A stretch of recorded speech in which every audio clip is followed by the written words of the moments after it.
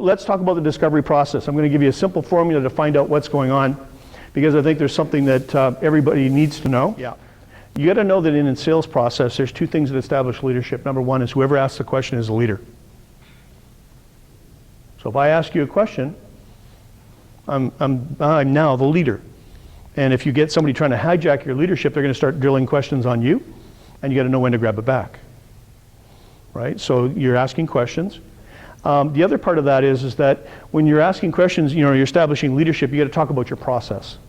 If you have a process that gives them the best benefits that they can possibly have out of this whole arrangement of situation that you're going through, and you let them know that you have a process that you take people through to make sure it's an intelligent choice, and we cover all the variables and such, and you brand the process, or you apply a brand on it, they will actually give leadership to the process. Okay? If you've ever talked to a financial individual that said, sure, I've got to go through all my questionnaire, and I got to fill out all the forms, and I got to do the analysis, they've got 4 or 5 steps that they got to go through, that's a process. It keeps them on target, right? And what kind of process do you bring? Well, you usually probably have something that you're doing, and then you give a proposal, right? Okay? By you saying you have a process that you work through, and every single one of us do have a process already, you may not realize it, but it's a system. And how do I know that we all know about systems? Because you're all dressed today. And a system is nothing more than a series of steps that we go through. That's how we know we've got our clothes on in the right way. So when you have a system that takes you step by step by step by step by step, that's how you know you're getting in the right place. So it's really nothing more than saying, you know what, Mr. Buyer, Mrs. Buyer, I want to let you know that we have a step-by-step process here that'll help you make this implementation work, and it'll cover all the variables so you can get where you need to go in this project. So nothing's overlooked. Does that sound anything that's outside of reach right now? That's something we could say, right? Because you do have something you're already doing. You're not just winging it, are you? International symbol for confusion. I get that from my boys all the time. It's hilarious. So let me give you a little assessment. It's called a gap assessment. Gap. Number 1. Everybody wants something for a reason. You have a target market. You better know why they would want to work or change with you.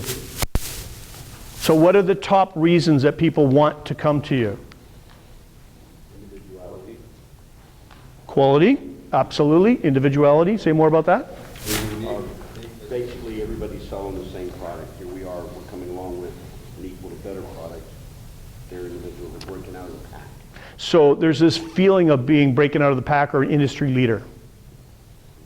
Good one, right? You need to know the top 3. Does that make sense? And we could spend a couple weeks working on that, but you need to know what they really want at a heart level. Maybe it's that person that's making the decisions or taking you to the decision maker, and he wants the project to go well because he needs something that he can show off his skills at. And not in a bad show-off way or braggart kind of way, but more of a way of saying, this is what I'm capable of, give me more. Maybe he's looking for a success or she's looking for a success underneath their belt. That's what you're there for. But there's something emotional that they're looking for. It's called, their need. And it's not about the stuff of, it's usually at an emotional level. Now here's where we make our biggest mistake in selling. We skip this altogether and we start talking about our stuff. I actually have an exercise where I take people around and I give them something simple to sell, and I tell them that they can't talk about the features. You want to look at confused people? Oh my goodness. Yeah, that's one you can add into. I'm sure these guys would love it if we had time. But when you think about not talking about the technical information around your business, and you got to just talk about the benefit to the client, it's tough. But that's what your client needs to hear. They need to hear some of the technical stuff too, but they really want to know what's it going to do for me personally. Will it make me look better in the company? Will it give me what I want to do? Can I earn influence and credibility? So those are important. Number 2 is there's a reality. The reality is that they're using stuff already. And you got to say to yourself, okay, they're using stuff. Is it creating what they want it to? Well, it might be giving them everything that they need. from a physical perspective, does the job okay, no big deal, nothing to it. You got to find out what the reality is. What have they tried before? Well, we tried making a switch before, it was chaos. Don't want to do that again. Or we got this problem on the line with the machine, with the vendor, with supply. Any of that sound familiar? There's a reality to what their experience is. So your questions need to be targeting the reality.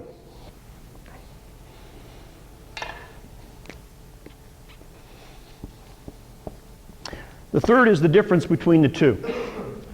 If you have a client, a potential prospect that you're talking with, and they have the perfect solution already, they have no negative things to say about it, the price is reasonable, they're happy with the quality, they're getting great service, does it make a sense to you that they have zero need? Therefore, the gap between what their experience is and what you can offer them doesn't exist yet. So there's no gap, no motivation. Remember you guys were talking about motivation? If their system just blew apart and they were down for 2 days, are they motivated? I see smiles on some faces like, oh, yeah, it's opportunity. Yeah. There's an old story that's it's been passed down. I've heard it many times. But there's a massive plant and they basically, every hour or every minute that the machine's down, it costs them $100,000. Okay? Big machine. So all of a sudden the machine goes down, the manager comes out, everybody's screaming and yelling, they're trying to figure out what's going on. They're checking everything that they know. They go through the procedural manual, can't find out what's going on. And so they're at wit's end and the manager says, phone somebody. So they phone in the expert from the company that actually manufactured the machine. So the expert comes in, he's there, and they say, fix it. So he listens to everything that they're telling him. This is what happened. So he walks over to the machine. He pulls up a panel, pulls out a small little screwdriver, sticks it in one little slot, and turns it about 10 degrees. Machine starts up, everybody's happy and excited. Whew. Saved a lot of money, right? I already lost a couple $1 million, but we're good to go. And he says, send me the invoice. So he writes out the invoice, he hands it to him. And the manager looks and he says, for $10,000? Are you serious? The guy's gasping. He says, rips it up. He says, give me a detailed description of what you did here. So he goes and he writes it out again, pulls out his invoice, writes it all out. And this is what he put on there. He said, for turning the screw, $1.